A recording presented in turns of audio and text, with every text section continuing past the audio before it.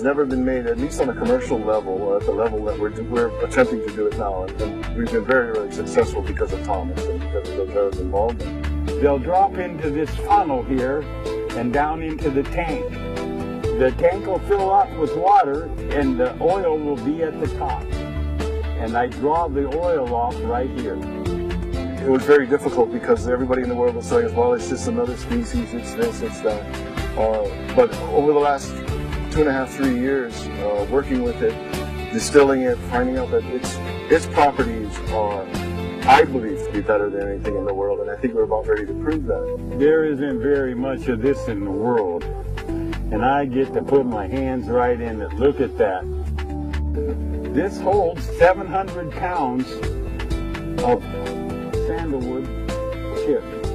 The lid will be on it after we finish filling it.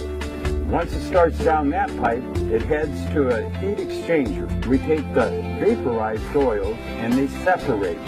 I think what Thomas has been able to accomplish here is it's just unbelievable with the little resources, human resources he has, which is mainly himself, to be able to put together a system that's cranking out the incredible quality and yield of oil is mind-boggling to me. I've seen a lot of distillation setups, and this one is really top-notch. The paniculatum so far that I've seen is actually higher in the total santalol content when you combine all those santalols.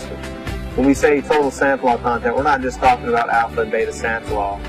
We're talking about all the sesquiterpene alcohols that are common to the sandalwood oil. In terms of comparison to the spicatum or the Australian sandalwood, it's not even close.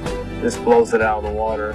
So we don't even bother comparing it to that. You got to look at what goes into the production of this, from lifting whole trees out by helicopter, which is how they do it in some of the cases here in Hawaii, and then the process of removing the sapwood, getting to the heartwood or getting to the root bud, and then chipping it up into tiny pieces by the time it makes it to the still, and then the amount of fuel that's required and energy that's required to get the oil out of the actual wood over a distillation period of days.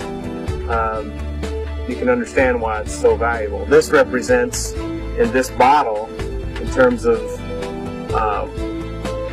once it's bottled in small bottles, this represents $14,000. When you think about that, it's quite amazing.